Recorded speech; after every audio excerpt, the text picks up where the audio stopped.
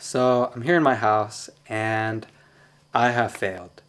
And what I mean by that is that there were a few things that I wanted to accomplish with this that I was unable to accomplish, and I have failed. But I thought I would take this moment, this opportunity to talk a little bit about failure, my own experiences with it, my own views on it, and maybe give some tips and tricks to avoid feeling like a failure, to avoid feeling like you're failing at what you're doing.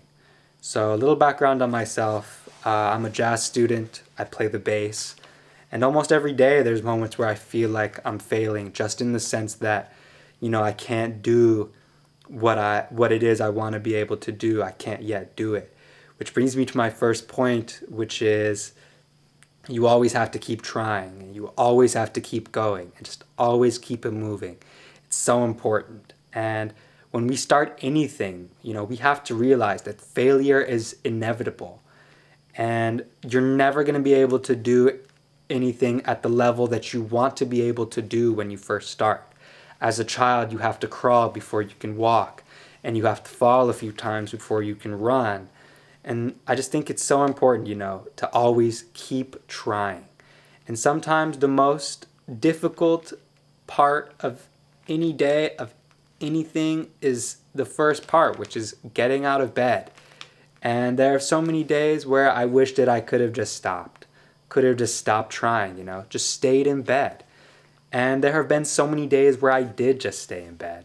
But eventually you come to a point where you realize that the world is just going to continue on without you. And you're either going to be there with it or you're going to get left behind. And for me, that became enough of a motivating factor to just even get out of bed in the morning and to just keep trying, to keep going. And that brings me to my second point, which is you always have to keep a few motivating factors in your life. And it could be anything. As a musician, for me, it's mainly tunes that I'm working on, tunes that I'm writing, projects that I'm working on, but it could be anything. It could be research papers, it could be any various forms of art, it could be any various forms of business or organizations, anything. Just something that keeps you going. But going off of there, it's important to realize that we can only bite off as much as we can chew. And it's more important to spend more time on fewer things than less time on more things. Because at the end of the day, you'll be more proud and you'll feel less of those negative feelings that are associated with failure if you do something that's quality than if you just do something that, doing something for the point of doing something, is what I'm trying to say. You'll feel a lot better having accomplished something quality than having just done something for the point of doing it.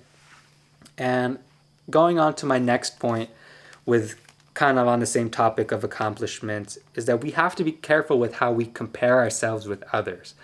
And I think it's so very important in this day and age, the age of social media, and it's so easy for us to compare ourselves to others, but it's honestly just a bad habit, and it's something that we can't allow ourselves to do, because the next person is always going to seem like they have it better.